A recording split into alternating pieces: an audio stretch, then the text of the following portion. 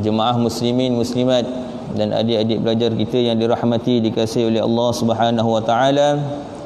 Segala puji bagi Allah Subhanahu wa taala yang telah mengumpulkan kita pada malam yang berkat, pada malam yang baik, di tempat yang baik, yang tidak Allah SWT berikan perkara-perkara yang baik melainkan kepada hamba-hamba yang baik untuk diberikan kebaikan kepadanya.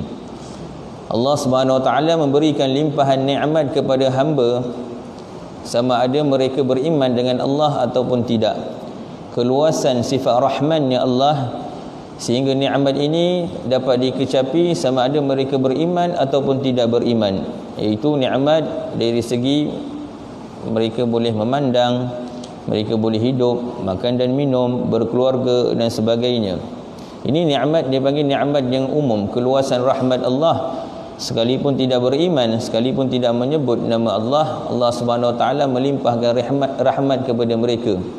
Kerana itu ketika mana seorang lelaki datang berjumpa dengan Nabi Ibrahim alaihi salam, dan orang ini beragama Majusi ataupun orang yang beragama bukan menyembah Allah, maka bila mana datang kepada Nabi Ibrahim yang terkenal dengan karim, terkenal dengan pemurah, terkenal dengan dermawan, yang mana Nabi Ibrahim antara sifatnya adalah suka menjamu tetamu makan. Tidak ada hari yang dilalui oleh Nabi Ibrahim alaihi salam melainkan pada hari tersebut akan dijamu orang pada rumahnya beri makan. Maka datang satu orang lelaki yang bukan beragama Islam, tidak menyembah Allah, datang minta makan kepada Nabi Ibrahim AS. Kata Nabi Ibrahim, aku akan berikan, tapi dengan syarat engkau harus masuk Islam, harus menyembah Allah. Maka lelaki tua ini yang katanya umur 70 tahun pun menolak. Maka dia pun berjalan keluar daripada rumah tersebut dan meneruskan perjalanannya. Maka ditegur oleh Allah Subhanahu wa taala. Allah Taala menegur Nabi Ibrahim. Allah Taala kata, siapa yang beri makan kepada makhluk, siapa yang beri rezeki kepada mereka. Adapun lelaki tersebut selama hidupnya sampai dah hampir tua, tidak pernah menyebut namaku, bahkan tidak pernah menyembahku, aku tetap beri makan kepadanya. Maka engkau sepatutnya tak boleh menolaknya kerana dia tidak beriman kepadaku. Maka Nabi Ibrahim AS bila mana mendapat teguran tersebut, maka dia berlari keluar daripada rumahnya mencari lelaki tadi. Sampai bila mana bertemu di jalan, memanggil lelaki tersebut, dimuliakan dan diajak ke rumah. Kata jangan ke mana-mana sampai makan. Dah makan, dah selesai, dah kenyang, baru boleh teruskan hajat untuk ke mana-mana. Jadi berkeras Nabi Ibrahim untuk mengajak orang tua ini ke rumahnya. Maka lelaki tua ini bertanya, atas sebab apa tadi engkau menghalauku daripada rumahmu, kini engkau mengajakku dan memaksaku dan memuliakanku sebagai tetamu di rumahmu. Kata Nabi Ibrahim, aku telah ditegur oleh Allah, yang mana Allah SWT memberitahu bahawasanya dia telah menjaga dan juga memberi kesihatan kepadamu, memberi kehidupan kepadamu, memberi makan dan minum, jaminan apa pun diberi dalam kehidupan tanpa sekali pun engkau menyebut nama Allah, tanpa sekali pun engkau sujud menyembah Allah. Pun Allah Ta'ala beri makan, maka siapa aku untuk menolak orang yang Allah SWT sendiri beri makan kepadanya. Bila mana orang tua itu mendengar, dia kata Allah Ta'ala berkata begitu, ya. Maka menangis orang tua ini mengucapkan 2 kalimah syahadah, beriman kepada Allah Subhanahu wa taala kerana nikmat Allah yang luas. Pun begitu ada nikmat-nikmat yang khusus daripada sifat rahimnya Allah, iaitu nikmat Allah Ta'ala berikan dengan nikmat-nikmat yang khusus tak diberikan kepada semua hamba, tak diberikan kepada semua makhluk. Antara nikmat yang terbesar tersebut adalah nikmat kita beriman kepada Allah Subhanahu wa taala, nikmat Islam dan juga nikmat iman yang tak diberikan kepada sebahagian-sebahagian orang yang lain, sehingga dengan nikmat ini kita berjumpa dengan Allah Subhanahu wa taala dan dimasukkan ke dalam syurga Allah Subhanahu wa taala. Dan daripada nikmat-nikmat yang khusus adalah dipilih kita sebagai umat Nabi sallallahu alaihi wasallam, nikmat yang khusus. Dan kita juga mendapat nikmat yang khusus pada malam ini dengan antara sekian banyak orang-orang yang ada hidup pada malam ini. Allah Ta'ala mengumpulkan sebahagian daripada mereka yang baik-baik, kemudian Allah Ta'ala tempatkan mereka di rumah-rumahnya, yang dalam hadis menyebutkan habbul biladi ilallah masajiduha wa abghadul biladi ilallah aswaquha. Tempat yang paling dicintai oleh Allah Subhanahu wa taala adalah masjid-masjidnya. Adapun tempat yang paling dibenci oleh Allah Subhanahu wa taala adalah pasar-pasar. Mal-mal ataupun kedai-kedai bukanlah bererti kedai tempat yang tak baik, bukanlah bererti tak boleh masuk. Pun begitu kata ulama, antara adabnya bila mana masuk ke masjid, bersegera untuk masuk, lambat untuk keluar. Bila mana masuk ke pasar, lambat untuk masuk, bersegera untuk keluar. Yang mana hari ini kita mengamalkan dengan sebaliknya, iaitu berlambat ke masjid dan bersegera keluarnya. Sampai waktu azan, keluar sebelum imam habis doa, la ilaha illallah. Kemudian bila kita masuk ke mal-mal ataupun ke pasar-pasar, masuknya awal, keluarnya lambat. Ini adalah untuk mendapatkan kecintaan daripada Allah SWT. Maka Allah SWT telah menempatkan kita di masjid-masjidnya pada malam ini adalah untuk kita meraihkan junjungan Nabi Muhammad sallallahu alaihi wasallam, yang mana disebutkan di dalam Khasyah Bajuri. Syarah Ibnu Qasim menyebutkan bahawasanya hari yang paling mulia di atas dunia sejak Allah SWT menerbitkan padanya matahari dan juga bulan. Sepanjang berlalunya hari di dalam dunia ini, hari yang paling mulia di atas muka bumi adalah hari dilahirkan Nabi SAW, iaitu pada 12 Rabiul Awal 12 Rabiul Awal tahun Gajah bersamaan dengan 20 April 571 Masihi. Itu adalah hari terbaik menurut umat. Adapun di sisi Nabi SAW, hari yang terbaik di sisi baginda adalah hari Nabi dimi'rajkan oleh Allah Subhanahu Wa Taala, berjumpa dengan Allah Subhanahu Wa Taala. Maka di sisi kita sebagai umat, hari yang paling mulia bagi kita secara keseluruhan harinya adalah hari kelahiran Nabi SAW. Adapun dalam satu tahun, hari yang paling mulia adalah hari Arafah. Malam yang paling mulia adalah malam Lailatul Qadar. Bulan yang paling mulia adalah bulan Ramadan. Hari dalam satu minggu yang paling mulia adalah hari Jumaat, dan begitulah seterusnya.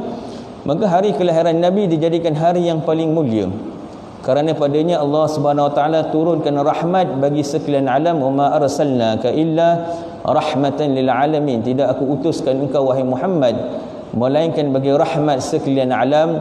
Yang mana bila dibacakan sirah Nabi SAW menunjukkan bahawasanya kaum jahiliyah ataupun Arab Quraisy di Mekah ketika itu, mereka hidup dalam keadaan tidak ada tamadun. Pembunuhan di mana-mana, kezaliman di mana-mana, pelacuran di mana-mana, perjudian di mana-mana, tidak ada kasih sayang, tidak ada rahmat, tidak ada ukhuwah, tidak ada perpaduan. Sehingga bila mana diutuskan Nabi SAW dengan rahmat, maka seakan-akan ada mentari yang muncul di tengah-tengah mereka, sehingga dengan cahaya mentari tersebut mereka berkasih sayang, dengan cahaya mentari tersebut terbinanya ukhuwah mereka, dengan cahaya mentari tersebut tertegaknya keadilan, tidak ada lagi kezaliman, tidak ada lagi keperjudian, tidak ada lagi apa-apa yang diharamkan. Maka kemakmuran yang ada bermula daripada kota Mekah, sehingga kemakmuran ini tersebar ke serata dunia dengan rahmat yang Allah SWT bawakan bersama dengan Nabi SAW. Insan yang luar biasa. Perkataan yang paling bahaya kita keluarkan bila mana mengatakan Muhammad adalah Muhammad, Nabi adalah Muhammad. Sebelum dia menjadi Rasul, dia adalah Muhammad.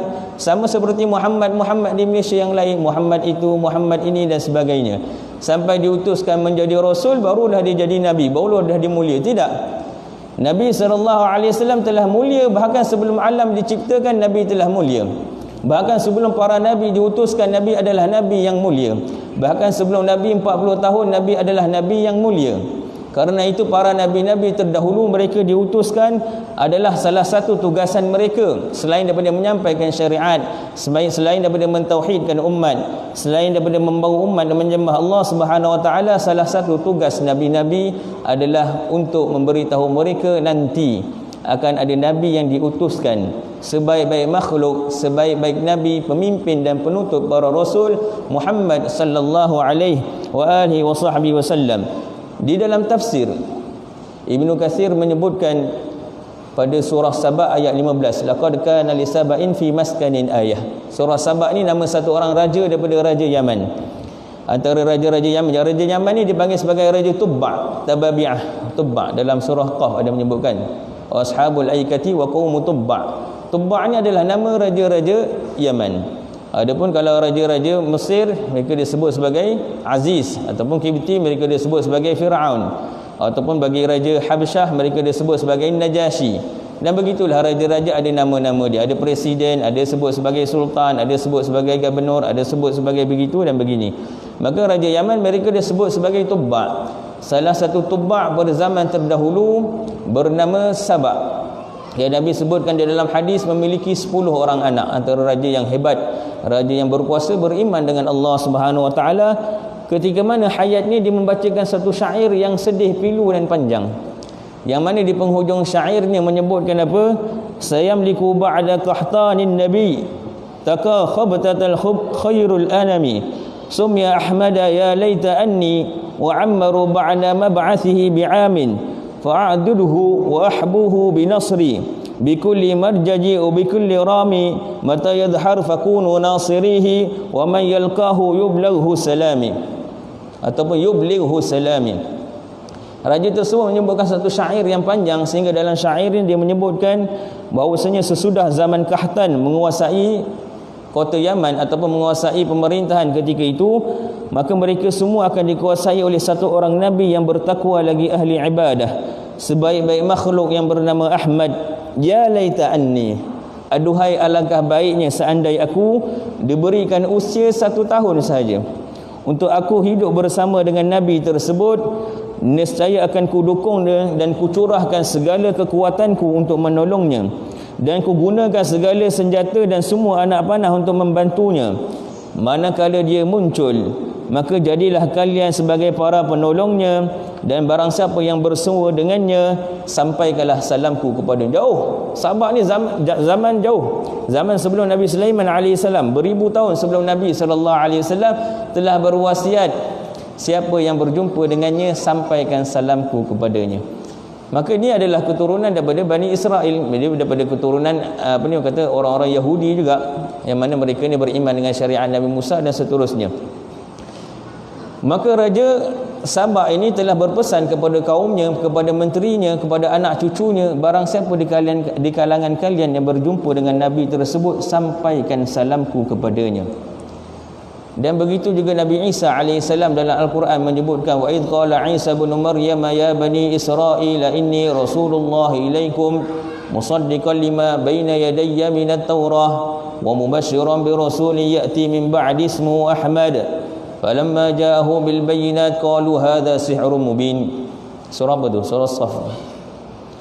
Nabi Isa berkata kepada kaumnya, ya Bani Israel, inni Rasulullah ilaikum. Wahai Bani Israel, aku adalah Rasulullah yang diutuskan kepada kalian. Musaddiqan lima baina yadayya minat Taurah, untuk membenarkan apa yang telah ada di hadapanku daripada kitab Taurah. Wa mubashiran, dan sebagai pembawa khabar gembira. Bi rasulin ya'ti, pada tentang seorang rasul yang akan datang selepasku, yang bernama Ahmad. Nabi SAW, berarti para nabi, raja-raja, ahli kitab, orang-orang terdahulu, mereka telah mengetahui bahawasanya nanti akan lahir satu orang yang bernama Ahmad ataupun Muhammad, yang menjadi nabi dan penutup para rasul, para anbiya seluruhnya. Maka bila mana orang-orang terdahulu juga telah tahu Muhammad ini adalah seorang nabi, bagaimana kita mengatakan bahawasanya Muhammad adalah Muhammad? Bukannya siapa-siapa kalau sampai Nabi berumur 40 tahun. Tidak. Kalau kita bacakan kisah Nabi SAW pada malam kelahiran Nabi, disebutkan dalam kitab sirah, antara dipanggil irhasat. Irhasat iaitu mukjizat ataupun keistimewaan Nabi SAW yang berlaku sebelum perutusan Nabi berusia 40 tahun. Selepas 40 tahun dipanggil sebagai mukjizat. Sebelum 40 tahun dipanggil sebagai irhasat. Maka antara irhasat yang berlaku pada Nabi SAW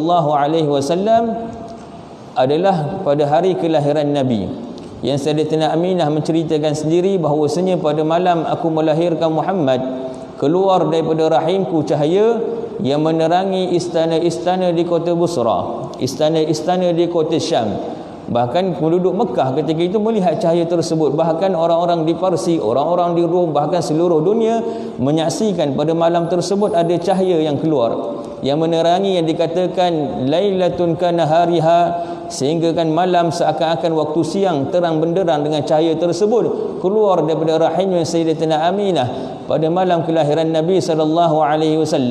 Cahaya apa yang keluar pada hari kelahiran kita? Tak ada cahaya yang keluar. Nabi SAW dilahirkan bersama dengan cahaya menerangi seluruh alam. Pada malam kelahiran Nabi SAW, Abdul Muttalib yang bernama Syaibatul Hamad gelisah pada malam tersebut menantikan kelahiran cucunya. Maka dia telah masuk ke Kaabah berdoa kepada Allah Subhanahu Wa Taala pada malam tersebut menantikan kelahiran Nabi SAW. Bila mana dia masuk ke Kaabah pada malam tersebut, maka dia melihat patung-patung berjatuhan. Orang-orang Quraisy ini mereka meletakkan berhala-berhala di dalam Kaabah. Katanya ada 360 berhala di dalam Kaabah tersebut yang mereka sembah. Mereka menyembah Allah, mereka bertawaf memohon kepada Allah sebahagian mereka lah. Tetapi patung-patung tetap ada di situ. Bahkan antara adat mereka, bila mana meminta, mereka akan letakkan mereka punya hadiah dan sebagainya di hadapan satu patung besar di Kaabah yang bernama Hubal. Pun begitu mereka berdoa kepada Allah. Maka Abdul Muttalib bila mana masuk ke Kaabah pada malam tersebut, maka dia melihat berhala-berhala jatuh tersungkur dengan muka-muka jatuh ke tanah dan pecah berderai. Kerana pada malam tersebut lahirnya Nabi SAW. Bukan di Kaabah saja, seluruh dunia. Berhala-berhala yang disembah orang yang mensyirikkan Allah Subhanahu Wa Taala berjatuhan dengan muka menghadap ke lantai, sujudlah kiranya, dan hancur pecah pada malam kelahiran Nabi SAW.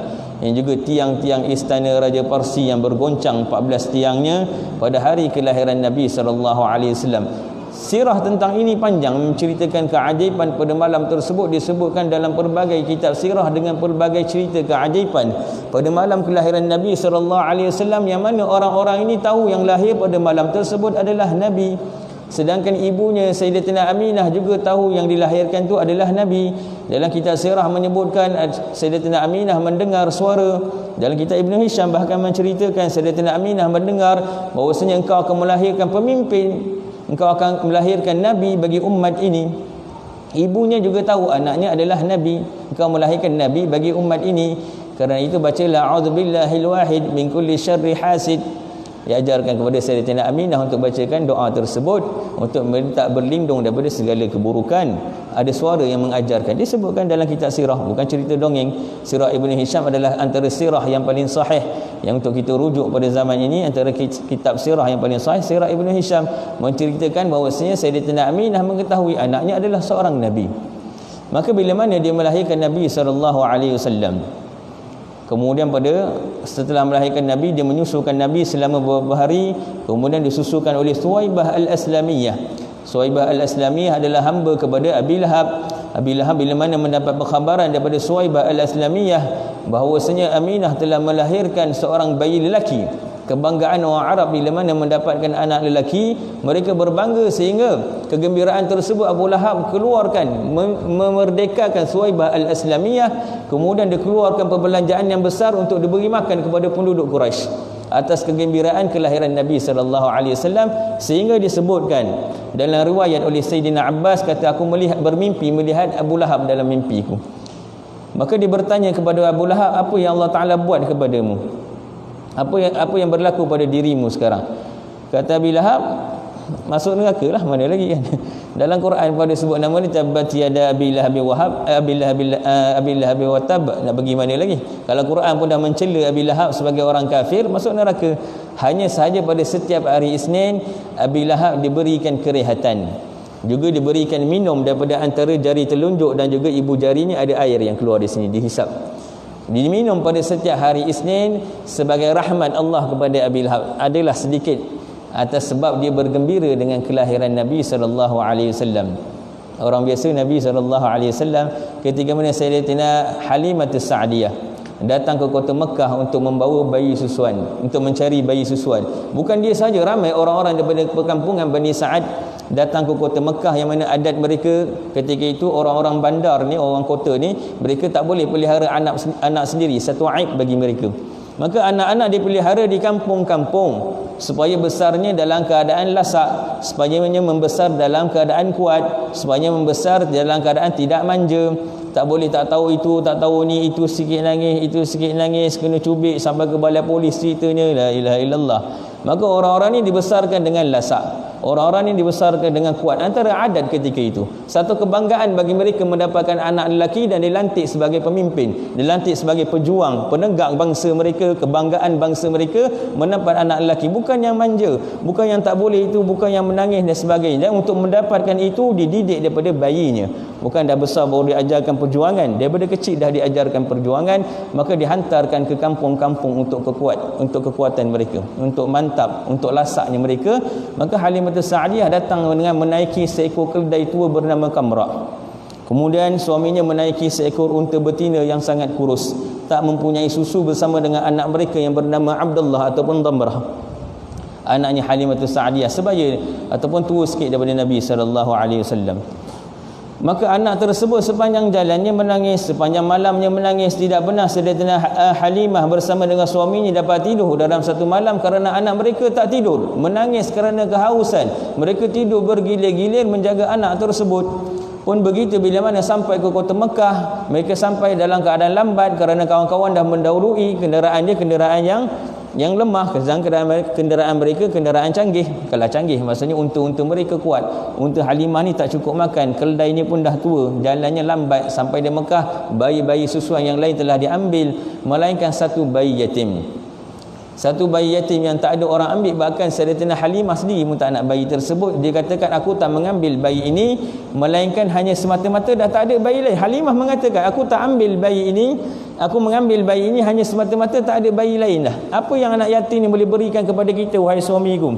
Kita, rumah kita tak ada makanan, tempat kita kemarau, tanaman kita mati, kambing-kambing kita kurus. Apa yang anak yatim ni boleh beri keluarga dia, nak beri pada kita sebagai nafkah kalau kita jaga? Namun kerana mereka tak nak perjalanan mereka ke kota Mekah sia-sia, mereka mengambil Nabi SAW. Bila mana Sayyidatina Halimah memeluk Nabi, maka tumpah kasih sayangnya kepada Nabi SAW. Segar badannya, sihat tubuh badannya, sehingga dia merasakan badannya ada susu. Sedangkan dah lama badannya tak mengeluarkan susu kerana dia sendiri pun tak cukup makan. Maka dia menyusukan Nabi SAW dan Nabi kekenyangan.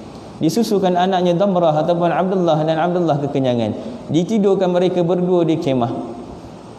Dan kemudian Halimah Sa'diyah berehat. Tiba-tiba masuk suaminya membawa satu gelas susu. Katanya tiba-tiba unta kita mengeluarkan susu. Maka mereka berdua minum susu tersebut sehingga mereka berdua kenyang. Dan kata Sayyidatina Halimah, ini adalah malam pertama mereka tidur dalam kebahagiaan. Mereka tidur dalam ketenangan. Istirahat mereka yang pertama setelah mereka melalui hari-hari yang panjang dalam kepenatan, dalam kehausan, dalam kelaparan. Malam pertama mereka bersama dengan Nabi SAW, yang Allah Ta'ala utuskan bersama Nabi ini rahmat. Maka Halimah Sa'diyah mendapatkan rahmat tersebut. Untanya mengeluarkan susu, keledainya menjadi sihat, mereka pun tidur dalam keadaan sihat dan cukup, anak mereka pun tidur dalam keadaan kenyang. Rahmat menyelimuti keluarga Halimah Sa'diyah kerana mereka mengambil Nabi SAW. Masa dikatakan Nabi anak biasa, masa dikatakan Nabi adalah Muhammad yang lain, makam kenabian adalah makam yang tak boleh diusahakan. Kita boleh usaha sampai jadi raja, kita boleh usaha sampai jadi pemimpin, boleh jadi menteri, boleh jadi mereka. Bahkan kita boleh berusaha sampai boleh jadi wali pun boleh. Tapi kita tak boleh berusaha untuk menjadi Nabi. Sehebat apa pun amalan, tidak akan menjadikan seseorang itu Nabi. Kerana Nabi adalah pilihan Allah Subhanahu Wa Taala. Lahirnya Nabi SAW sebagai Nabi, tapi belum jadi Rasul. Rasul ni diutuskan dengan risalah pada usia 40 tahun. Bahkan Nabi Isa AS ketika mana kecilnya adalah seorang Nabi. Ketika mana Sayyidatina Maryam memegang Nabi Isa AS, fa asyarat ilaih, qalu kaifa nukallimu man kana fil mahdi sabiyya. Bila mana mereka bertanya, anak siapa ni? Maka Sayyidatina Maryam menunjuk kepada bayinya. Kaifa nukallimu man kana fil mahdi sabiyya? Bagaimana kami nak berkata-kata kepada bayi yang masih dalam buaian? Nak berkata-kata macam mana? Qala inni Abdullah, kata Nabi Isa. Qala inni Abdullah. Tiba-tiba bayi tersebut berkata-kata, aku adalah Abdullah, aku adalah hamba Allah. Ataniyal kitab, yang telah diberikan kepadaku kitab, wa ja'alani nabiyya, dan aku dijadikan sebagai nabi. Nabi Isa AS masa bayinya adalah Nabi. Nabi kita ketika mana masih bayinya adalah Nabi. Kerana luar biasanya Nabi SAW. Kalau kita nak ceritakan tentang kelebihan Nabi SAW, tentang hayat baginda, terlalu banyak. irhasat yang berlaku dalam kehidupan baginda daripada bayinya sehingga umur Nabi 40 tahun terlalu banyak, menghabiskan seluruh ceramah kita malam ni pada kisah Nabi daripada bayinya sampai umur 40 tahun untuk memberitahu bahawasanya yang lahir insan ini bukan orang biasa melainkan Nabi. Kerana dia seorang Nabi, kerana kelahirannya luar biasa, kerana diutuskannya bersama rahmat, maka kita meraihkannya pada malam ini. Bolehkah kita meraihkan Maulidin Nabi sallallahu alaihi wasallam yang diraihkan setiap tahun, buat majlis sambutan Maulidur Rasul, perarakan Maulidur Rasul, ceramah Maulidur Rasul yang katanya tidak dinukilkan pada mana-mana sahabat, tidak dinukilkan pada mana-mana tabi'in, tidak dinukilkan mana-mana orang-orang terdahulu daripada khairun qurun 300 tahun selepas zaman Nabi sallallahu alaihi wasallam yang melakukan Maulidin Nabi sallallahu alaihi wasallam. Maka kita tengok apa istimbat ulama, bagaimana ulama mengambil dalil dalam meraihkan Maulidin Nabi sallallahu alaihi wasallam. Yang pertama kita sebutkan bahawasanya hari yang terbaik adalah hari kelahiran Nabi sallallahu alaihi wasallam. Dikatakan bahawasanya perayaan umat Islam ni ada dua saja, iaitu hari raya Aidil Fitri dan juga hari raya Aidil Adha. Dua hari raya saja. Kalau buat hari raya yang lain, satu kesalahan dalam syariat. Dalam Al-Quran Allah SWT berfirman, وَإِذْ قَالَ عِيسَى بْنُ مَرْيَمَ اللَّهُمَّ رَبَّنَا أَنزِلْ عَلَيْنَا مَائِدَةً مِنَ السَّمَاءِ تَكُونُ لَنَا عِيدًا لِأَوَّلِنَا وَآخِرِنَا وَآيَةً مِنْكَ وَارْزُقْنَا وَأَنْتَ خَيْرُ الرَّازِقِينَ. Mana tu ayat tu? Mana ayat tu? Juzuk 7 1, 2, 3, 4, 5, 6, muka surat ke-6, akhir daripada surah surah apa tu? Surah apa? Surah An-Nisa, akhir daripada surah An-Nisa, surah Al-Maidah, akhir daripada surah Al-Maidah, juzuk 7. Wa idh qala Isa ibn Maryam Allahumma rabbana anzil 'alaina ma'idatan minas sama' takunu lana 'idan li awwalina wa akhirina wa ayatan mink warzuqna wa anta khairur rasin. Nabi Isa alaihi salam berdoa kepada Allah, ya Allah, Rabbana anzil 'alaina ma'idatan minas sama'. Bila mana kaum-kaum Bani Israel ini mendesak Nabi Isa alaihi salam untuk menurunkan makanan daripada langit. Kata, kami ni kelaparan, wahai Nabi, doa pada Allah turun makanan biar kita boleh makan. Apa? Bani Israel ini antara bangsa yang kurang hajar, kerana itu mereka terlaknat. Mereka boleh katakan kepada Nabi Musa AS, idhab anta wa rabbuka faqatila inna hahuna qa'idun. Kata mereka pada Nabi Musa AS, apa? Wahai Musa, engkau pergi bersama dengan Tuhan engkau pergi berperang, inna hahuna qa'idun, kami duduk kat sini menunggu. Nanti kalau dah menang, kami masuk bumi Palestin. Disuruh Nabi Musa pergi dengan Tuhan berperang. Mereka tak nak berperang, nak bermalas-malasan. Bila dah menang, nanti mereka ambil Palestin tersebut. Ini bangsa Bani Israel. Kerana itu terlaknat bangsa Bani Israel. Lu'inal ladzina kafaru min Bani Israel ala lisani Daud wa Isa bin Maryam. Terlaknat Bani Israel ini melalui lisan Nabi Daud dan juga lisan Nabi Isa alaihi salam. Kerana sifat mereka minta turun makanan dari langit, tak nak berusaha, tak nak mencari, nak turun daripada langit. Anzil alaina ma'idatan minas sama'. Nabi Isa pun kerana rahmat, kerana rahim kepada kaumnya, berdoa kepada Allah, ya Allah, turunkan kepada kaumku makanan ma'idah minas sama' daripada langit. Takunu lana 'idan li awwalina wa akhirina wa ayatan mink. Kalau seandainya kau turunkan makanan daripada langit, hidangan kepada kami akan jadikan hari turunnya makanan ini adalah sebagai hari raya. Takunu lana 'idan, sebagai hari raya. Awwalina wa akhirina, sama ada orang-orang terdahulu ataupun orang terkemudian meraihkan hari turunnya makanan. Kalau hari turun makanan daripada langit boleh dijadikan hari raya, boleh diraihkan, kenapa hari turunnya rahmat tak boleh nak diraihkan? Kenapa hari terbaik bagi umat Nabi sallallahu alaihi wasallam tak boleh diraihkan? Kita raihkan dengan istimbat, dengan kita punya sifat sebagai bersyukur kepada Allah, dipilih kita sebagai umat Nabi sallallahu alaihi wasallam, jadikan hari dilahirkan Nabi adalah hari sambutan, hari kita mendapat rahmat, hari kita mendapat iman, hari kita mendapat Islam, hari kita mendapat kasih sayang, hari kita mendapat ukhuwah. Maka untuk memperingati hari ini kita sambut hari kelahiran Nabi sallallahu alaihi wasallam. Setiap kelahiran ada keberkatannya, setiap kelahiran ada kebaikannya. Kerana itu antara sebab-sebab sujud syukur disebutkan dalam kitab fiqah, antara sebab-sebab dibenarkan untuk sujud syukur, disunatkan untuk sujud syukur adalah bila mana mendapat anak. Mendapat nikmat tak semestinya boleh sujud syukur, kerana setiap masa kita mendapat nikmat Allah, setiap masa kita boleh melihat, setiap masa kita boleh berbicara. Perlukah kita sujud setiap masa kerana kita boleh melihat? Tidak. Tapi ada nikmat-nikmat yang perlu, yang boleh untuk kita syukuri secara khas. Antaranya adalah nikmat kelahiran. Karena itu Nabi Isa AS menyebutkan, wassalamun alayya yawma wulidtu wa yawma amutu wa yawma ub'atsu hayya, keselamatan bagiku yawma wulidtu, pada hari aku dilahirkan, wa yawma amutu, pada hari aku diwafatkan, pada hari aku berjumpa dengan Allah Subhanahu wa taala. Nabi Isa mengatakan kelahiran dia diraikan, keselamatan, dan Allah Taala meraikan kata-kata ini dengan Allah Taala rakamkan dalam Al-Quran, wassalamun alayya. Nabi Isa mengatakan keselamatan pada hari kelahiranku, maka hari kelahiran Nabi, kita sebagai umatnya lebih layak untuk kita raikan. Maka kita raikan bulan Rabiul Awal ini sebagai rasa syukur kita kepada Allah Subhanahu wa taala, diutuskan kepada kita Nabi sallallahu alaihi wasallam. Maka bila masuk pada bulan Rabiul Awal, bila mana kita cerita banyak lagi tapi kita ringkaskanlah. Bila mana kita masuk kepada bulan Rabiul Awal, apakah tugas kita? Apakah yang perlu kita lakukan? Apakah yang patut untuk kita buat bila masuk pada bulan Rabiul Awal ini?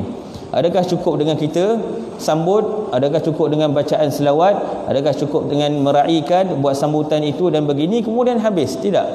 Ada beberapa perkara yang perlu kita ambil tanggungjawab kita sebagai umat Nabi sallallahu alaihi wasallam.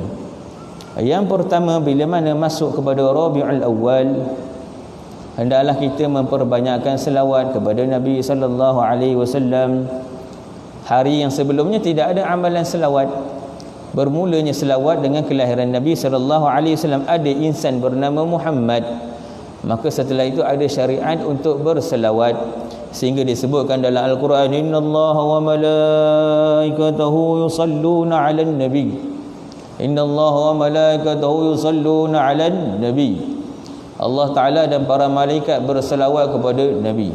Allah SWT dan para malaikat. Allah dan para malaikat berselawat kepada Nabi. Nabi tak diutuskan untuk kerajaan di langit. Nabi tak diutuskan untuk Allah. Nabi tak diutuskan untuk duduk ke atas. Nabi diutuskan untuk duduk ke bawah ni, duduk di muka bumi ini. Kerana itu disebutkan di dalam kitab fiqh, menyebutkan apa?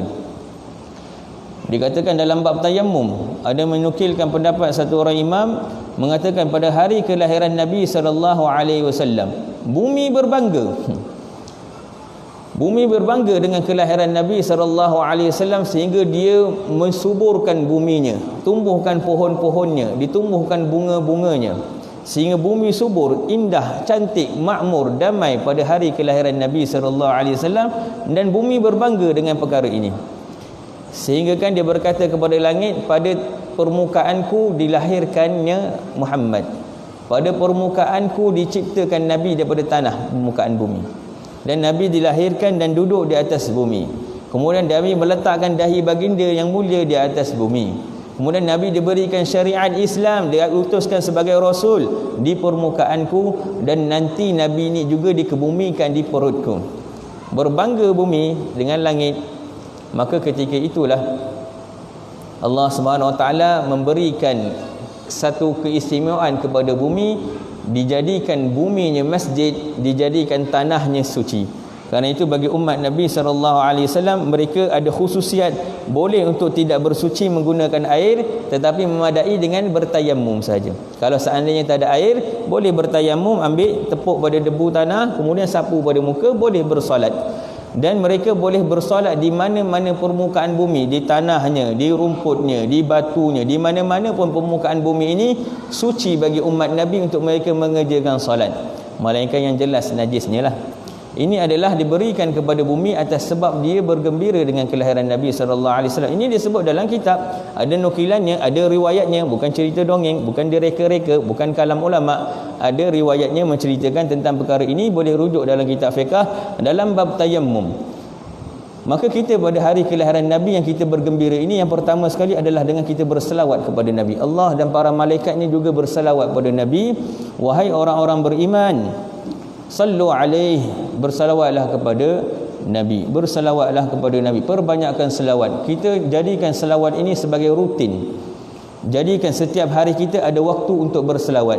Jadikan pada setiap hari kita ada khusus waktu untuk kita berselawat kepada Nabi. Dalam kesibukan kita pada televisyen, dalam kesibukan kita bersama keluarga, dalam kesibukan kita bersama dengan pekerjaan, ada waktu khusus untuk kita berselawat pada Nabi sallallahu alaihi wasallam.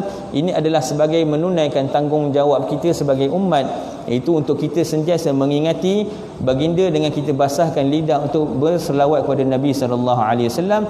Dan kelebihan selawat terlalu banyak untuk diceritakan, terlalu banyak. Dalam riwayat hadis yang menceritakan tentang kebaikan, kelebihan, fadilat berselawat terlalu banyak.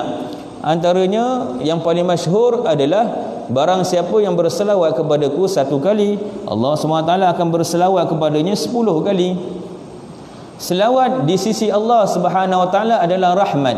Bila mana Allah SWT berselawat, berarti Allah Taala berikan rahmat kepada seseorang.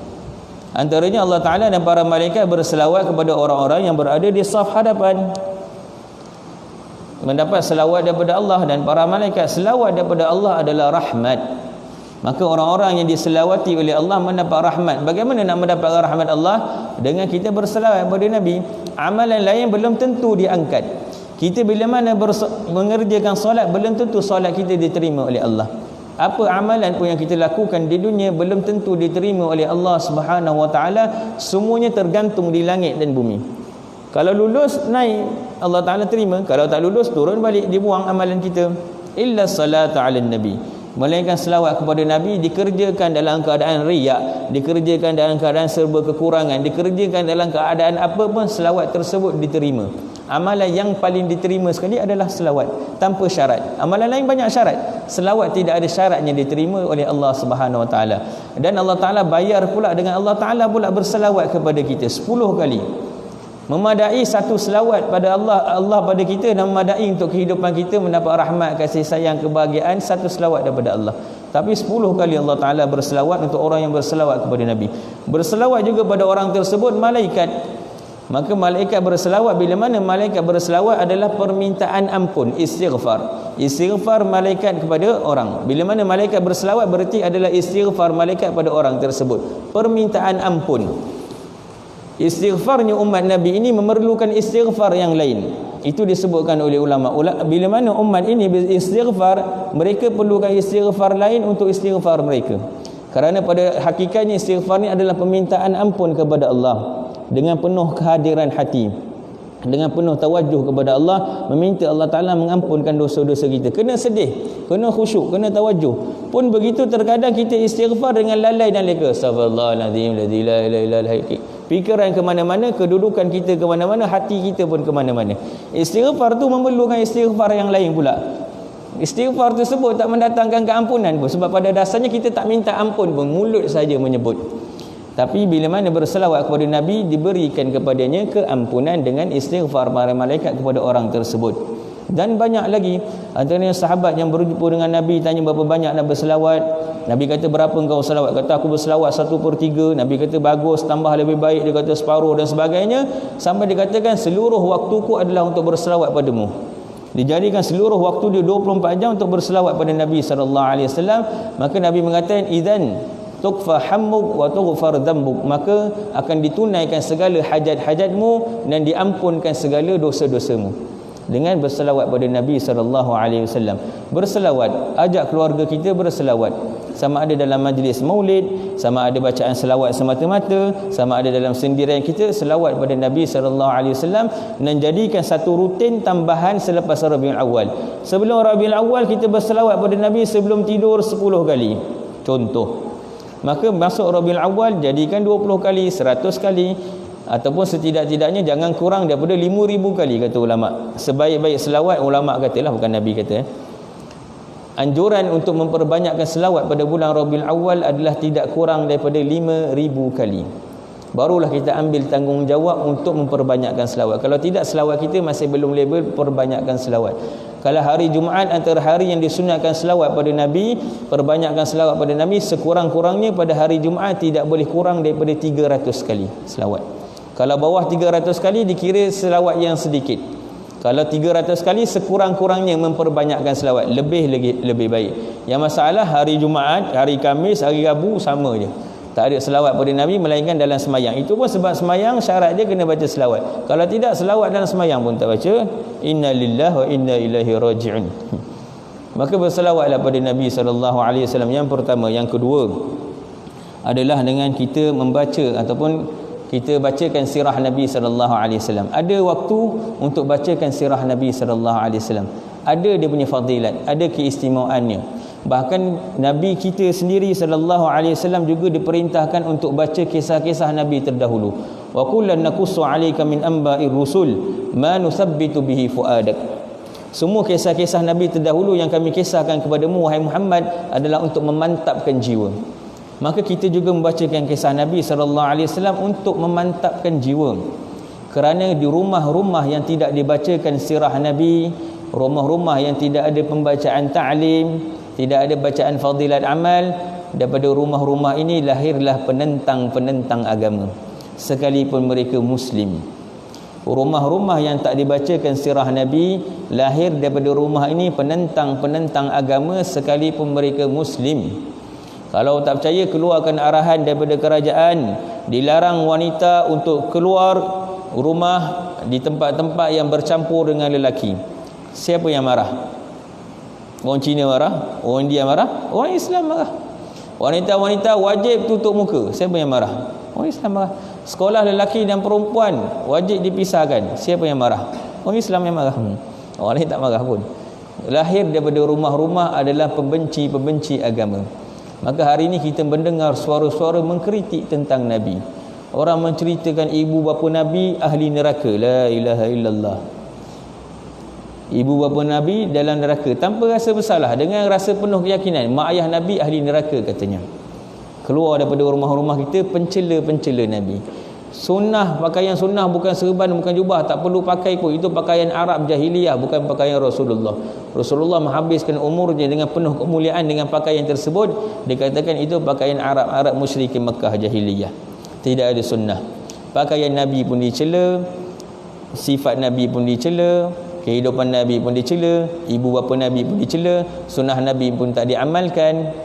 Maka lenyaplah kehidupan Nabi SAW dalam hati anak-anak. Maka yang mereka besarkan nanti adalah artis. Bila mana artis mengamalkan agama, mereka mengikuti. Bila mana artis bertutup muka, mereka pun tutup muka, masya-Allah katanya. Bila mana artis ikut pakai serban, pakai jubah, masya-Allah artis. Nabi dah lama ajarkan, tidak ada yang kagum.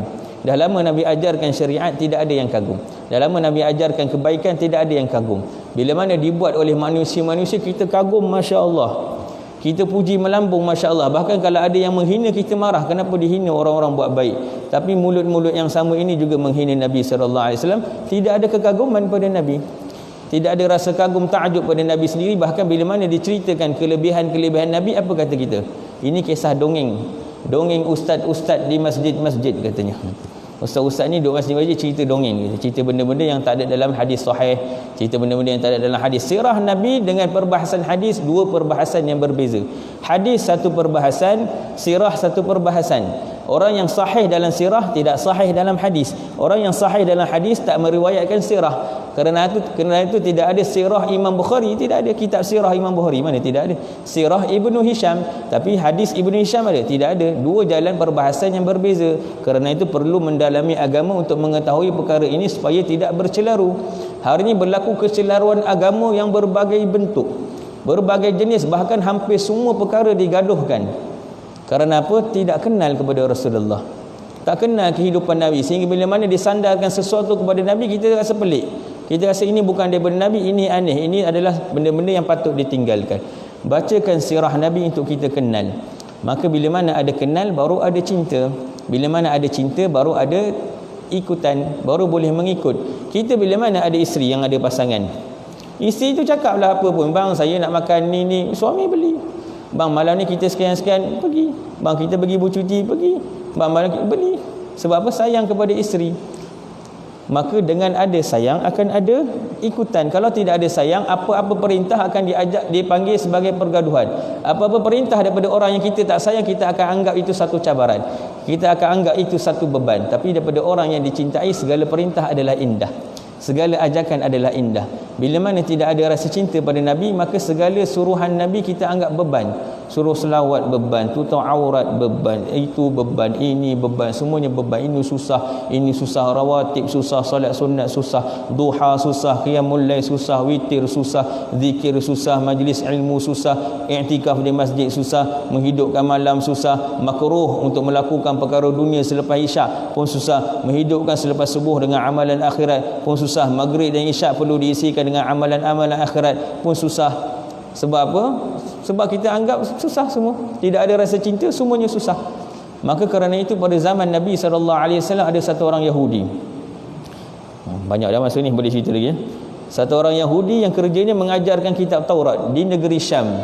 Setiap hari dibacakan kitab Taurat, bila mana dia berjumpa dengan kisah Nabi dikoyakkan, dia simpan. Ini sama seperti yang diceritakan oleh Ka'ab bin Akhbar dalam Maulid Ad-Dibai. An Ka'ab bin Akhbar qala 'allamani abi Taurata illa sifran wahidan kana yakhtimuhu wa yadkhuluhu sunduq falamma mata abi fatahtuhu fa idza fi nabiyyin yakhruju akhir az-zaman mauliduhu bi Makkah wa hijratuhu bil Madinah wa sultanuhu bi Syam. Ka'ab bin Akhbar ni satu orang yang alim dalam ahli kitab, dalam agama ahli kitab, dalam agama Yahudi, dalam agama Nasrani. Antara mereka punya ulama adalah Ka'ab bin Akhbar yang masuk Islam dan mengajarkan ilmu kitab kepada para sahabat, diizinkan Nabi sallallahu alaihi wasallam. Ka'ab bin Akhbar kata, ayahku dulu selalu ajarkan kitab Taurat, tapi bila mana sampai beberapa muka surat dikoyakkan, dia simpan. Sampai muka surat dia simpan, sampai beberapa muka surat dia simpan. Maka bila mana ayahku meninggal dunia, aku buka simpanannya, maka aku buka di dalamnya, rupanya lembaran-lembaran tersebut berisikan cerita tentang Nabi Muhammad sallallahu alaihi wasallam, Nabi akhir zaman, mauliduhu bi Makkah wa hijratuhu bil Madinah wa sultanu Syam, lahirnya di Mekah, wafatnya di Madinah, kekuasaannya sampai ke Syam, dan diceritakan kisah Nabi dalam muka surat tersebut. Satu orang Yahudi di kota Syam melakukan perkara yang sama. Setiap kali sampai kepada kisah Nabi, disimpan, dikoyakkan ataupun disimpan dalam kotak. Sampai satu ketika dia terfikir, sampai bila dia nak merahsiakan kisah Nabi daripada pengikut dia? Sampai bila kisah Nabi tak dibacakan kepada orang ramai? Maka satu ketika dia mengambil lembaran-lembaran tersebut yang selama ini dikoyakkan dan disimpan, dibaca kembali. Maka di dalamnya tertulis kisah yang indah tentang Nabi sallallahu alaihi wasallam. Riwayat lengkap Nabi sallallahu alaihi wasallam ada dalam kitab-kitab orang-orang terdahulu. Kerana itu Quran menyebutkan alladzina atainahumul kitab ya'rifunahu kama ya'rifuna abna'ahum. Orang-orang yang mereka pelajari kitab, yang mereka baca kitab, mereka kenal Nabi sebagaimana mereka kenal anak-anak mereka. Bila mana dibacakan kisah indah riwayat Nabi sallallahu alaihi wasallam, timbul rasa rindu, timbul rasa cinta kepada baginda sallallahu alaihi wasallam. Apa orang Yahudi ini buat? Dia memulakan perjalanan yang panjang. Dia memusafir daripada Syam pergi ke Madinah untuk berjumpa dengan Nabi sallallahu alaihi wasallam dengan penuh rasa cinta dan rindu setelah dibacakan kisah Nabi. Maka setelah perjalanan yang panjang dengan penuh penat dan lelah, dengan kotor pakaiannya, dengan rambutnya yang berdebu, dia sampai di kota Madinah berjumpa dengan satu orang sahabat. Maka diberi salam kepada para sahabat tersebut dan dia bertanya, di manakah aku boleh berjumpa dengan Muhammad? Dia kata, engkau siapa? Aku satu orang daripada negeri Syam, datang ke Madinah adalah semata-mata untuk berjumpa dengan Nabi. Maka sahabat Nabi ini menangis, kerana Nabi baru je wafat 3 hari yang lepas. Nampak? Orang ni dah berjalan berbulan-bulan, Nabi baru wafat 3 hari lepas. Datang orang Yahudi mencari Nabi untuk berjumpa dengan Nabi. Tak sampai hati dia nak kata Nabi dah wafat, sebab berbulan-bulan jalan, takkan nak balik macam tu ya. Mari aku bawakanmu berjumpa dengan sahabat Nabi sallallahu alaihi wasallam. Maka bila mana dibawakan Yahudi ini masuk ke Masjid Nabawi, para sahabat ketika itu sedang duduk beramai-ramai dalam masjid beriktikaf dalam kesedihan mereka mengingati Nabi sallallahu alaihi wasallam. Bukan mereka buat majlis mengingati Nabi, tak. Mereka duduk beriktikaf, beribadah, hanya saja mereka dirundung kesedihan mengingati Nabi yang telah pergi berjumpa dengan Allah Subhanahu wa taala. Tiba-tiba datang orang Yahudi ni masuk masjid, "Assalamualaikum ya Muhammad." Tak tahu mana orang. Dia menyangka bahawasanya dibawa untuk berjumpa dengan Muhammad. "Assalamualaikum ya Muhammad." Bila mana para sahabat mendengar salam tersebut, semuanya berlimpah dengan air mata, dibasahi digenangi air mata. Ni siapa orang datang-datang mengingatkan kami kepada kekasih kami yang telah lama kami rindui, yang telah pergi meninggalkan kami? Siapa orang ni yang mengingatkan kami kepada kekasih kami? Maka diceritakan oleh sahabat tadi, ini satu orang Yahudi datang daripada negeri Syam, bulan-bulan perjalanannya sampai ke sini adalah semata-mata untuk berjumpa dengan Nabi, dan dia tak tahu Nabi dah wafat. Bila mana para sahabat menyebutkan Nabi baru saja wafat 3 hari lepas, terduduk orang Yahudi ini menangis, merintih dia kepada Allah, "Ya Allah, alangkah sia-sianya perjalananku ya Allah. Ya Allah, alangkah ruginya aku tidak berjumpa dengan Nabi sallallahu alaihi wasallam. Ya Allah, alangkah baiknya kalau aku tak baca pun kisah Nabi supaya aku tak menanggung kerinduan yang perik ni ya Allah. Ya Allah, alangkah baiknya kalau aku tak dilahirkan oleh ibuku supaya aku tak merasakan sakit yang begini sakit. Hidup di zaman Nabi tak berjumpa dengan Nabi sallallahu alaihi wasallam. Sia-sia perjalananku, sia-sia umurku, sia-sia hidupku tak berjumpa dengan Nabi. Menangis orang Yahudi seorang-seorang, dan para sahabat menangis melihat orang ini menangis, rindukan Nabi yang baru dibacakan kisahnya tadi.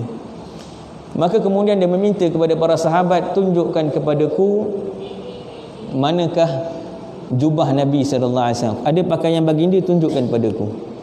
Maka Sayyidina Ali mengutuskan Salman Al-Farisi pergi ke rumah Sayyidatina Fatimah. Maka dia ketuk pintu, "Assalamualaikum wahai taman orang-orang saleh, wahai taman ahli ibadah." Sayyidah Fatimah menjawab daripada dalam, "Waalaikumsalam, siapakah yang mengetuk pintu rumah yatim ini?" Dengan air mata Sayyidah Fatimah menjawab, "Siapakah yang mengetuk pintu rumah yatim ini?" Maka dia kata, "Aku adalah Salman Al-Farisi, diutuskan oleh suamimu untuk membawakan jubah Nabi." Maka bila mana dia ambil jubah Nabi sallallahu alaihi wasallam, dibawakan kepada masjid. Maka Sayyidina Ali mengambil jubah tersebut dan dicium jubah tersebut. Bau harum Nabi sallallahu alaihi wasallam. Yang dikatakan bau wangi tubuh Nabi tidak boleh ditandingi oleh mana-mana kasturi pun. Tidak ada kasturi yang menyamai wangi harum bau baginda sallallahu alaihi wasallam. Sayyidina Ali mengambil dan mencium jubah tersebut harum. Para sahabat satu persatu mengambil jubah tersebut, mencium dengan penuh rasa rindu kepada Rasulullah, sampai jubah tersebut diambil oleh Yahudi ini. Maka dicium jubah tersebut dalam-dalam, dan dia mengatakan, alangkah harumnya bau jubah ini, alangkah harumnya bau orang ini, bau Nabi sallallahu alaihi wasallam. Maka dibawa jubah tersebut pergi ke makam Nabi, diduduk di makam Nabi. Kemudian dia berdoa pada Allah, "Ya Allah, kalau seandainya engkau terima keimananku ya Allah, kalau engkau terima syahadah aku, engkau terima aku beriman dengan Nabi ini, engkau terima aku sebagai orang yang beriman denganmu, maka kau ambil jelah nyawaku." Dia tak sanggup dah hidup tak berjumpa dengan Nabi. "Kau ambil sajalah nyawaku." Maka seketika itu juga Yahudi tersebut meninggal dunia di sisi makam Nabi sallallahu alaihi wasallam, mati dengan membawa kecintaan kepada Rasulullah. Daripada mana datang kecintaan ini? Daripada pembacaan sirah Nabi sallallahu alaihi wasallam. Bila mana baca sirah, akan ada kecintaan, akan ada kerinduan. Dengan kerinduan inilah bekalan untuk kita mengikuti syariat Nabi dengan penuh kesenangan dan rasa gembira. Kerana itu para sahabat mereka menghabiskan seluruh umur mereka untuk mengikuti syariat Nabi sallallahu alaihi wasallam dengan senang hati. Nabi sallallahu alaihi wasallam turun daripada Isra Mi'raj, kata solat 5 waktu, mula 50 waktu dikurangkan pada 5 waktu. Sahabat bertanya, "Kenapa tak 50 waktu je? Biar kami buat 50 waktu, tak ada masalah. Kita 5 waktu pun ada bocor-bocor sana sini, tinggal hujung waktu kerjakan. Kalau tidak, kalau musafir jamak lebih baik. Kalau boleh jamak, boleh qasar. Selagi boleh dimaafkan tak semayang, tak payah semayang." Macam tu kita.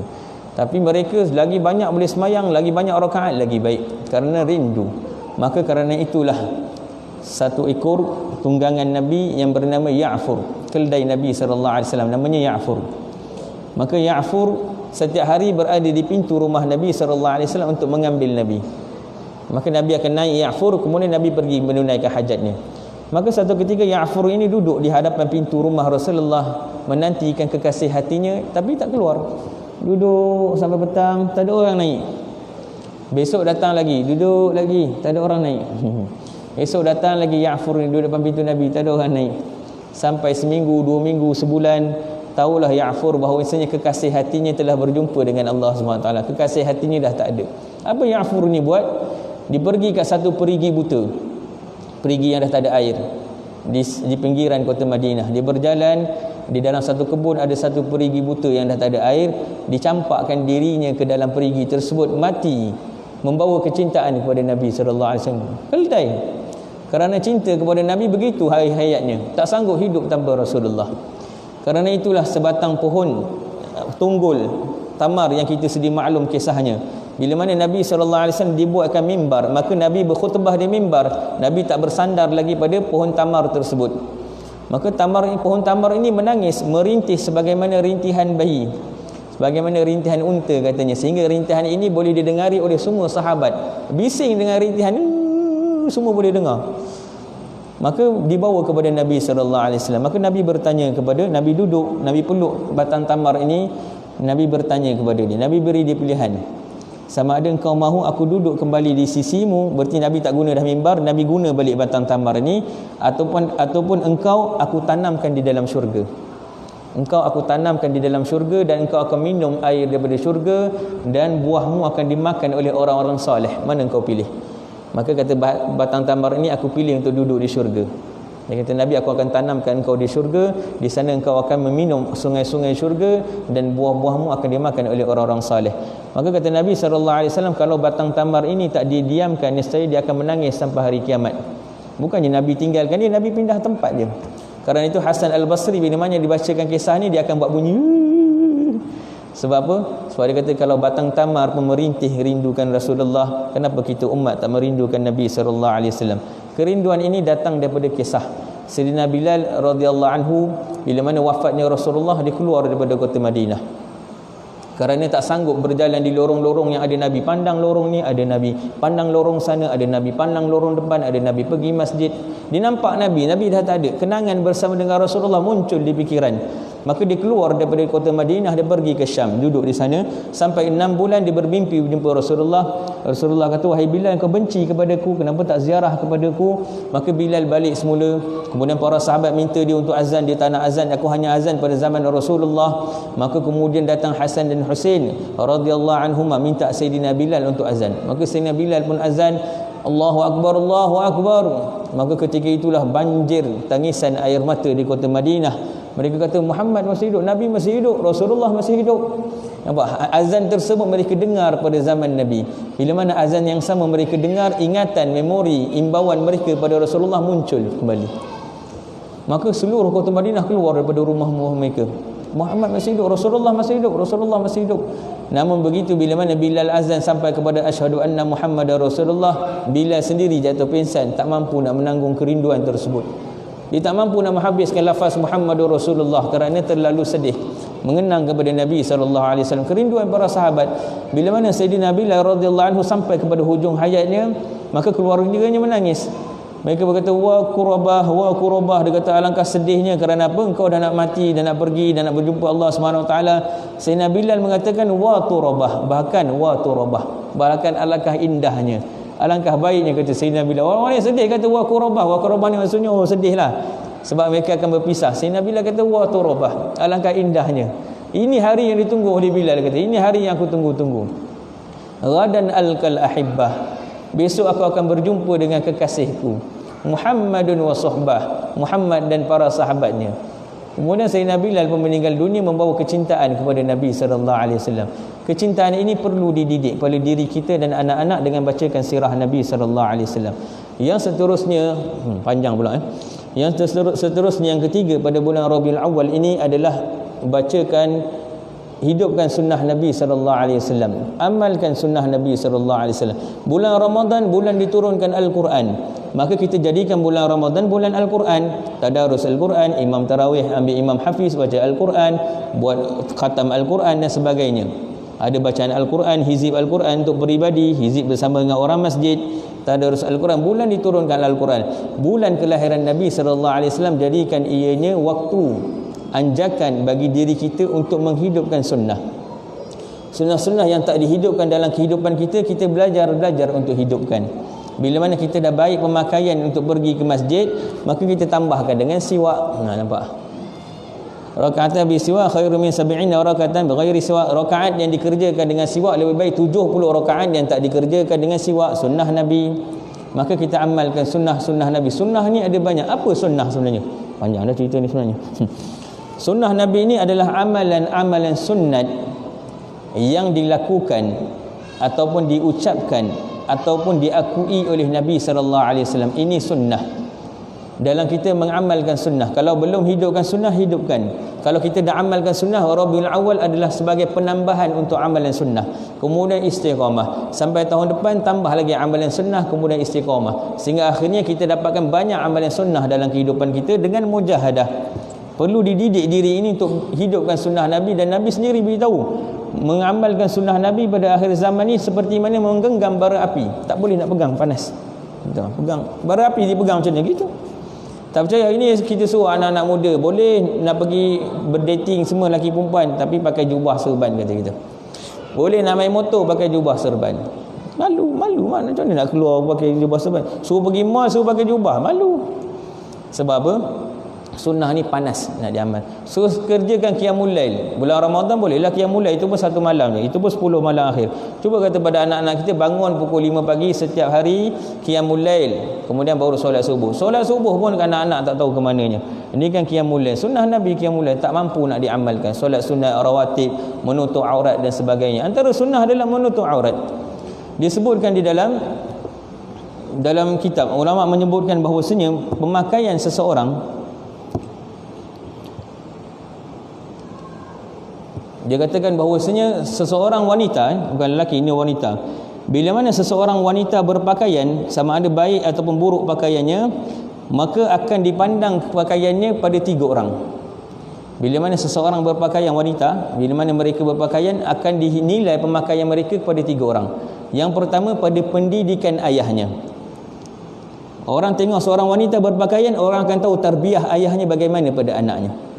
Jadi jangan salahkan, kau kata mak ayah aku tak. Bila mana seorang wanita berpakaian, automatik dia melambangkan tarbiyah agama ayahnya. Dan dia menambangkan harga diri ibunya, iffah ibunya. Iffah ni harga diri, menjaga daripada perbuatan maksiat. Sebagaimana ibunya menjaga perbuatan maksiat, dirinya daripada perbuatan maksiat, daripada perzinaan dan sebagainya, maka nilai tersebut akan dipandang melalui pemakaian anaknya. Dan akan dipandang melalui kecemburuan saudara lelakinya. Kalau dia ada adik-beradik, maka dia akan pandang adik-beradik ini ada kecemburuan tak pada adik-adik perempuan mereka, untuk keluar dia biarkan tak menutup aurat, keluar dengan lelaki sana sini. Dia akan pandang abang-abang adik-adik jaga tak adik-adik perempuan ataupun kakak-kakak mereka. Dan yang terakhir, yang keempat, dipandang kelakian suaminya. Nak tahu suami dia lelaki sejati ke tak, tengok pakaian isteri dia. Kalau pakaian dia tak menutup aurat, nampak rambut ataupun ketat ataupun sebagainya, menandakan ayah dia tak mendidik agama. Tak usah cakap apa-apa pun. Kalaupun ayahnya mendidik agama, orang akan kata ayahnya tak mendidik agama. Orang akan kata mak dia ni bukan orang yang baik. Mak dia orang yang tak ada harga diri. Yang ketiga, orang akan pandang abang-abang dia ni orang-orang yang dayus.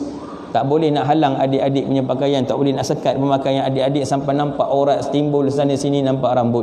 Dan orang akan pandang suami dia ni bukan orang lelaki, tak gentleman, tak mampu membela orang yang sepatutnya dibela, tak mampu menjaga orang yang sepatutnya dijaga, iaitu isterinya.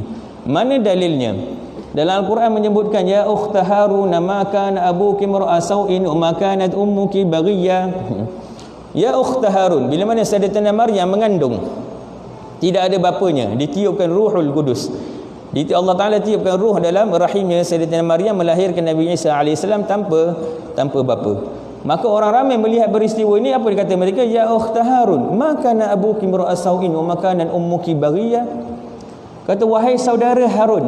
Dipanggil Sayyidatina Maryam saudara Harun. Sebab apa? Nabi Harun Nabi yang rajin beribadah, Nabi yang bertakwa pada Allah. Ya ukhta Harun, engkau ni ukhta Harun, berarti engkau ni orang yang rajin beribadah. Sayyidatina Maryam terkenal dengan ahli ibadah, sehingga dipanggil sebagai ukhti Harun, saudara perempuan Harun. Sedangkan dia anak tunggal, Sayyidatina Maryam mana ada abang. Ya ukhta Harun, nampak? Orang kaitkan dengan ukhta Harun, sedangkan dia bukan saudara Harun. Maka na abuki mar'a sau'in, ayah engkau bukan orang yang mengerjakan benda buruk, ayah kau bukan orang tak elok, ayah kau bukan orang tak ada agama, ayah ustaz, ayah tak imam dan sebagainya. Maka na abuki mar'a sau'in, ayah kau bukan orang tak elok. Wa maka nas ummuki baghiyya, dan mak engkau pun bukanlah peracur, istilahnya baghiyya ni, bukan perempuan tak ada maruah. Tapi kenapa engkau boleh mengandung luar nikah? Ini semuanya tuhmahan sebenarnya. Tapi menunjukkan daripada ayat ini bahawasanya bila mana seorang wanita tak menutup aurat, maka akan dikaitkan ayah dia, mak dia dengan abang ataupun adik lelaki dia, disalahkan. Dan dikatakan bahawasanya bila mana seorang wanita tak menutup aurat, maka dia berjalan bersama dengan kemurkaan Allah. Tanda-tanda seseorang berjalan di atas muka bumi ini dengan membawa kemurkaan Allah bila mana dia berjalan dengan menampakkan aurat. Kerana Nabi Adam AS bila mana diturunkan ke bumi, Allah Ta'ala bila mana dia melanggar perintah Allah di syurga, Allah Ta'ala turunkan dia ke bumi, diturunkan dalam keadaan liyuriyahuma sawatihima, dinampakkan aurat mereka, nampak tak berpakaian. Maka orang-orang yang menampakkan aurat, orang-orang yang tak menutup aurat dengan sempurna adalah lambang kemurkaan Allah kepada mereka. Kerana itu Nabi Adam AS turun dalam syurga dalam keadaan tak berpakaian kerana melanggar kesalahan. Dan dikatakan bahawasanya seberat-berat kesalahan arak dalam dunia, antara perkara yang paling diharamkan dalam dunia secara muktamad adalah arak. Pun begitu dalam syurga ada arak. Dalam syurga ada sungai arak dan boleh minum arak. Dalam dunia tak boleh, perkara paling haram sekali arak. Dalam syurga boleh minum arak. Tetapi tentang berpakaian yang tak menutup aurat, dalam syurga pun tak dibenarkan, di dunia pun tak dibenarkan. Perkara ini tak dibenarkan di dunia, juga tidak dibenarkan di syurga. Kerana itu dalam Al-Quran menyebutkan apa? Innalaka alla taju'a fiha wa la ta'ra. Engkau bila mana di syurga tidak akan lapar, tidak akan telanjang, tidak akan nampak aurat, terjaga pemakaiannya. Maka perkara ini diharamkan di dunia dan di syurga. Maka kerana itu peliharalah aurat dengan mengikuti apa yang Nabi ajarkan, sama ada lelaki ataupun perempuan. Lelaki pun ada auratnya, perempuan pun ada auratnya. Jaga aurat ni. Dan antara sunnah Nabi yang banyak sekali diabaikan adalah sunnah perpaduan. Kita sibuk dengan sunnah zikir, sibuk dengan sunnah salat, sibuk dengan sunnah hadis, sibuk dengan sunnah Al-Quran. Kita lupa ada sunnah Nabi, sunnah perpaduan. Sunnah yang semakin ditinggalkan adalah sunnah perpaduan. Bila mana Nabi SAW berhijrah ke kota Madinah, apa yang Nabi buat? Antara yang Nabi buat selain membina masjid adalah Nabi satukan antara muhajirin dan ansar. Ansar ada kelebihan mereka, muhajirin ada kelebihan mereka. Untuk mengelakkan masing-masing merasa mereka terbaik, paling mulia daripada satu sama lain, Nabi saudarakan mereka. Ada 45 sepasangan, Nabi jadikan mereka saudara, sehingga ketika itu belum diturunkan ayat warisan, belum ada ayat yusikumullahu fi auladikum lidzakari mislul hadzil lagi. Ayat warisan, ayat itu belum ada lagi. Pusaka belum ada lagi ketika itu. Maka pusaka mereka ketika itu adalah bila mana meninggal salah seorang daripada mereka, diwariskan harta kepada saudara yang disaudarakan oleh Nabi SAW. Dekat hubungan mereka untuk mengelakkan perpecahan. Nabi satukan begitu. Kerana itu bila mana para sahabat satu ketika dalam peperangan, Nabi kata jangan kalian solat asar kecuali dah sampai ke tempat tersebut. Tak ingat apa nama Ghazwah, Bani Mustalik ke apa. Bila mana kalian dalam peperangan, jangan kalian solat asar melainkan dah sampai tempat situ baru solat asar. Itu arahan Nabi. Adapun para sahabat punya pelaksanaan, sebahagian mereka tak solat asar, dan para sahabat tahu mereka tak akan sampai di tempat tersebut melainkan setelah solat isyak, setelah solat maghrib. Maksudnya memang tempat itu tersebut jauh, tak akan sampai kecuali waktu maghrib. Maka sebahagian sahabat mengikuti arahan Nabi, bila mana mereka sampai ke tempat tersebut baru mereka solat walaupun qada. Mereka sampai ke tempat tersebut selepas maghrib dan mereka qada solat asar, sebab Nabi kata jangan solat asar melainkan sampai ke tempat tersebut. Tapi ada sahabat yang mereka tak sampai hati nak tinggalkan sembahyang, tak nak sembahyang di luar waktu asar, mereka tetap sembahyang asar walaupun belum sampai tempat tersebut. Kemudian baru mereka sampai, sebab mereka faham Nabi kata maksudnya bersegera jalan supaya dapat asar ke sana. Tapi kalau tak sempat, sembahyanglah asar dulu. Sebahagian sahabat faham macam tu. Sebahagian sahabat dia faham tak, Nabi kata memang kena solat asar kat sana, sebab dia orang punya faham memang tak akan sampai asar kat tempat tersebut. Tapi Nabi kata jangan solat asar melainkan tempat tersebut. Fahaman para sahabat. Bila mana kedua-dua hal ini dibawa kepada Nabi SAW, Nabi kata yang solat asar kat sana betul, yang sembahyang kat tengah jalan pun betul. Tak Nabi kata ni salah, ni tak ikut arahanku, ni tak. Dua-dua Nabi raikan. Ketika mana Sayyidina Umar dan juga Sayyidina Abu Bakar As-Siddiq, dalam hadis Nabi ada dua anjuran untuk solat witir. Nabi kata yang pertama, solatlah witir sebelum tidur. Nabi pesan pada Abu Hurairah, antara amalan dipesan pada Abu Hurairah, jangan tidur melainkan dah solat witir. Ada sebagian hadis menganjurkan bila mana bangun malam solat witir, sebagai penutup pada amalan ibadat malam kita, diakhiri dengan solat witir. Maka para sahabat ada yang solat sebelum tidur, ada yang solat selepas tidur. Sahabat yang solat sebelum tidur, mereka mengikuti Sayyidina Abu Bakar As-Siddiq yang amalannya sebelum tidur solat witir. Sahabat yang solat selepas bangun daripada tidur solat witir, mereka ikut kepada Sayyidina Umar bin Khattab. Antara yang mengikuti amalan Sayyidina Umar bin Khattab adalah Sayyidina Ali. Sayyidina Ali solat witir selepas bangun tidur. Sayyidina Uthman radhiyallahu anhu solat witir sebelum tidur ikut Sayyidina Abu Bakar As-Siddiq. Para sahabat terpecah kepada dua mazhab. Satu ikut pada Sayyidina Abu Bakar, satu ikut pada Sayyidina Umar. Maka akhirnya masing-masing hal ini dibawakan kepada Rasulullah. Siapa yang betul amalan dia? Sayyidina Abu Bakar ke Sayyidina Umar? Mana lebih betul? Nabi kata Sayyidina Abu Bakar mengerjakan dengan hati-hati, Sayyidina Umar mengerjakan dengan kekuatan. Bukan senang nak bangun tidur solat witir, bangun-bangun ada azan biasanya. Sayyidina Umar mengerjakan dengan kekuatan, Sayyidina Abu Bakar sini mengerjakan dengan hati-hati supaya tak tinggal solat witir. Yang masalahnya sebelum tidur ke lepas tidur dua-dua tak witir, itu baru salah kita lah. Kalau sebelum tidur lalu lepas tidur sama je. Begitu. Tak Nabi salahkan Sayyidina Abu Bakar, tak Nabi salahkan Sayyidina Umar. Bila mana Sayyidina Umar bergaduh dengan siapa? Seorang sahabat yang alim dalam ilmu Al-Quran. Dibaca qiraat begini, Sayyidina Umar baca qiraat begini, bergaduh mereka. Kata qiraah ini aku dengar daripada Rasulullah, ini aku dengar daripada Rasulullah, bawa kepada Rasulullah. Rasulullah kata dua-dua betul. Nampak? Bahkan pada zaman Rasulullah juga dilantik qadi. Di zaman Rasulullah juga ada mufti yang dilantik untuk mereka keluarkan fatwa pada zaman Rasulullah. Berarti tak semua perkara mesti kena Rasulullah. Mereka dengan istinbat daripada hadis-hadis Al-Quran boleh keluarkan hukum, dan Nabi tak larang, bahkan Nabi raikan perpaduan. Hari ini kita kerana sunnah mencela orang kafir, kerana menegakkan sunnah kata orang ini musyrik. Al-muslim man salima muslimun min lisani wa yadihi. Seorang muslim adalah muslim yang lain selamat daripada keburukan mulut dan tangan dia. Muslim yang sebenar adalah muslim yang bila mana muslim yang lain selamat daripada keburukan mulut dan tangan dia. Ini muslim. Kita kata aku adalah ahli sunnah, pembaca Al-Quran, penegak hadis, engkau musyrik. Nabi bersusah payah ajak para sahabat dan orang-orang musyrik beriman dengan Allah. Kita pula memusyrikkan orang muslim. Engkau kafir, ini ahli bid'ah, ini sesat, ini dalalah, ini ahlun nar, ini Yahudi, ini Nasrani.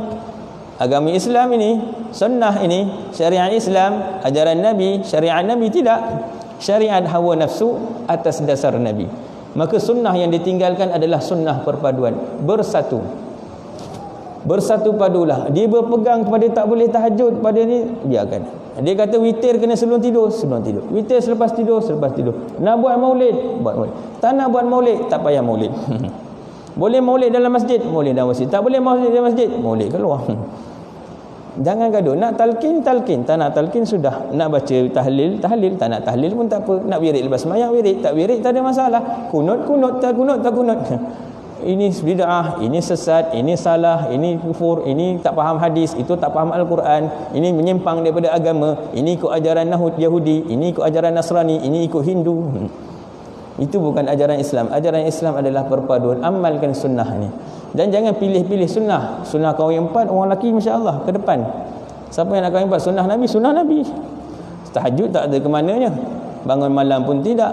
Korban pada bulan pada bulan Zulhijjah pun tak buat. Nampak? Sedekah pun tak ada, infak pun tak ada. Baca Al-Quran pun tak ada. Belajar ilmu pun tidak.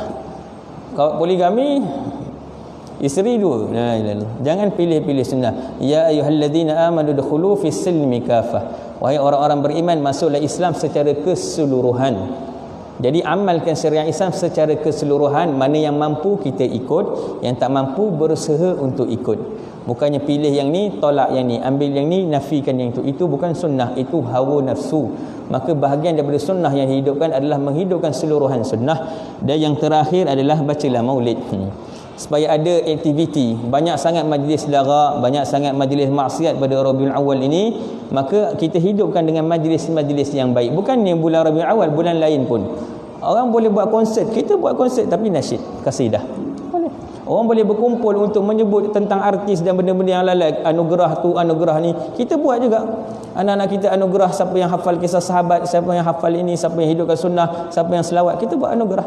Ataupun kita buat majlis berselawat, majlis berkumpul untuk ceritakan tentang Nabi. Semuanya adalah baik. Usaha-usaha kebaikan kepada agama, buat maulidin Nabi sallallahu alaihi wasallam. Panjang lebar dan rasanya. Jadi begitulah Rabiul Awal ini diraikan oleh hati-hati yang merindui Nabi. Bina bentuk hati kita dan anak-anak untuk merindui Rasulullah dengan kenal kepada baginda. Kerana pada akhir zaman ini dah terlalu jauh agama Islam bukan daripada orang kafir, daripada diri umat Islam itu sendiri. Nabi kata Islam itu datangnya dagang dan kembali dagang, datangnya asing dan akan kembali asing. Dulu orang tak kenal tentang Islam. Nabi bawa Islam, akhirnya Islam tersebar seluruh dunia, nanti Islam kembali asing balik. Islam dah mula asing sekarang ni. Kalau tuan-tuan perasanlah, kalau ke Facebook, apa pun yang kita ceritakan orang akan nafikan. Iya ke macam ni? Iya ke macam tu? Iya ke Rasulullah buat ni? Adakah hadis macam tu? Nampak? Islam dah mula hilang. Cerita-cerita para sahabat, cerita-cerita Nabi dah mula dianggap cerita-cerita dongeng. Kalau tak sahih, tak boleh cerita. Nampak? Kalau tak ada rujukan yang sahih, padahal tak sahih pun cerita juga sebenarnya. Yang tak betul, kalau palsu betul baru tak boleh. tak boleh cerita. Akhirnya cerita tentang Rasulullah, orang tak berani nak cerita, tak berani nak tulis status tentang sunnah, takut nanti ada ustaz komen, ini salah, ini sesat, ini ikut orang ni. Akhirnya lama-lama orang tak dengar lagi cerita tentang sunnah, orang tak dengar lagi cerita tentang Rasulullah, orang tak dengar lagi mukjizat Rasulullah, sampai akhirnya nama Rasulullah pun hilang di hati anak-anak. Mereka boleh sebut kisah artis, apa nama anak mereka, suami mereka lahir kat mana, orang mana, negeri apa, lagu apa, album pertama, album terakhir, pasukan bola sepak perlawanan tahun sekian menang bila dengan siapa, berapa bola, siapa jaringkan, semua hafal. Yang minat bola, yang minat artis, yang minat Korea, yang minat Hindustan. Tahu semua pasangan ni artis-artis. Siapa isteri Rasulullah? Berapa orang waktu wafat Rasulullah, berapa isteri Nabi? Nampak? Siapa bidan yang menyambut Rasulullah? Berapa orang yang menyusukan Nabi SAW? Berapa kali Nabi SAW dibelah dadanya? Mana? Tak tahu. Kalau tanya anak-anak, tak tahu. Tapi pergi tanya balik rumah, tanya anak-anak kita, siapa nama bidan Rasulullah? Tak ada orang nak cerita. Sebab kalau cerita nanti takut ada ustaz kata ini cerita mengarut. Nampak? Jadi ceritakan, tanamkan rasa ini sehingga anak-anak kenal kepada Rasulullah. Kalau seandainya Islam ni jadi asing, bukan asing pada zaman kita, biarlah asing pada zaman orang lain. Kalau Islam nanti sunnah-sunnah Nabi akan ditinggalkan, bukan pada zaman kita, biar zaman nanti. Hidupkan sunnah pada zaman kita. Dan yang terakhir, kita berdoa kepada Allah Subhanahu Wa Taala. Maka Allah Ta'ala memandang usaha kita yang sedikit ini adalah salah satu asbab membuktikan kecintaan kita kepada Nabi SAW. Semoga kita dimasukkan dalam golongan yang disebutkan Nabi, al-mar'u ma'aman ahabba, seseorang akan bersama dengan yang dicintai. Maka inilah cinta kami kepada Nabi, ya Allah. Maka engkau saksikanlah cinta kami sehingga engkau kumpulkan kami bersama dengan Nabi SAW di haudnya baginda, diberi minum oleh perigi Kautsar baginda yang mulia, minum daripada tangan baginda yang mulia, sehingga kami dapat minuman yang minum bila mana diminum tidak akan dahaga selama-lamanya, hanya untuk orang-orang yang cinta kepada Nabi SAW. Kalau seandainya kami pun tak masuk syurga bersama dengan Nabi, kalaupun nanti jauh kami dengan Nabi di akhirat, biarlah kami orang yang mendapatkan syafaat Nabi, syafa'atil kabairi min ummati. Syafaatku adalah untuk orang-orang dosa-dosa besar daripada kalangan kami daripada kalangan umatku. Kami ini adalah orang yang berdosa besar, ya Allah. Maka jadikanlah kami orang yang mendapat syafaat Nabi SAW di padang mahsyar, dalam kubur kami, sehingga kami juga dapat masuki syurga-Mu, ya Allah, dengan kecintaan yang kami bawa, dengan usaha yang kami bawa ini, ya Allah. Ya Allah, dengan sebab majlis yang mulia, majlis yang baik ini, ya Allah, semua hadirin, orang-orang yang meraihkan, orang-orang yang berusahakan, mereka yang menghidupkan majlis ini, Engkau berilah kesihatan kepada mereka, dijauhkan mereka daripada musibah, dijauhkan tempat kami ini daripada bala, wabak, dan negeri-negeri kaum muslimin, diangkat segala wabak dan bencana, disatukan hati kaum-kaum muslimin, diangkat daripada mereka segala perkara-perkara yang tidak baik, kemudian diberikan kekuatan kepada mereka untuk menghidupkan amalan sunnah. Ya Allah, kalau seandainya sunnah ini nanti mati, jangan mati di kalangan anak-anak kami, jangan mati pada zaman kami. Kalau seandainya nanti orang dah tak ingat kepada-Mu, ya Allah, maka bukan kami orangnya. Kalau nanti orang dah tak mengerjakan salat, bukan kami orangnya. Allah, ini adalah usaha kami untuk menghidupkan iman kami, ini adalah usaha kami untuk menghidupkan amal kami, untuk menghidupkan sunnah Nabi kami, usaha kami untuk mengingati kehidupan Nabi kami, untuk kami praktikan dalam kehidupan kami. Berikanlah kekuatan, ya Allah, peliharalah kami, ampunilah kami, rahmatilah kami, berkatilah kami, ya Allah. Sebagaimana Nabi SAW mulia, dimuliakan segala apa yang berkaitan dengan baginda, maka mulialah kami sebagai umat Nabi SAW. Muliakanlah kami dengan mulut kami yang menyebut nama Nabi SAW. Muliakanlah diri kami dengan kami hidupkan sunnah Nabi SAW. Muliakanlah keluarga kami dengan kami mengamalkan sunnah keluarga Nabi SAW. Ya Allah, ampunilah kami semua, rahmatilah kami semua, bahagiakanlah kami semua, dan jadikanlah kami orang-orang yang berbahagia berjumpa dengan-Mu SAW. Rezekikanlah kami untuk melihat wajah-Mu yang mulia, rezekikanlah kami untuk kami melihat Nabi-Mu. Sekalipun tak kami lihat dalam kehidupan kami, maka rezekikanlah kami untuk kami melihat Nabi-Mu dalam mimpi-mimpi kami. Kalau tidak, Kau kumpulkanlah kami bersama dengan Nabi-Mu di akhir akhirat, daripada mahsyar di syurga-Mu, ya Allah. Amin ya rabbal alamin. Maka saya mohon maaf kerana masa yang diambil terlalu panjang. Juga kalau ada bicara yang tersalah, yang tersilap ataupun yang mengguris terkasar bahasa, mohon maaf. Wabillahi taufiq wal hidayah. Wassalamualaikum warahmatullahi wabarakatuh.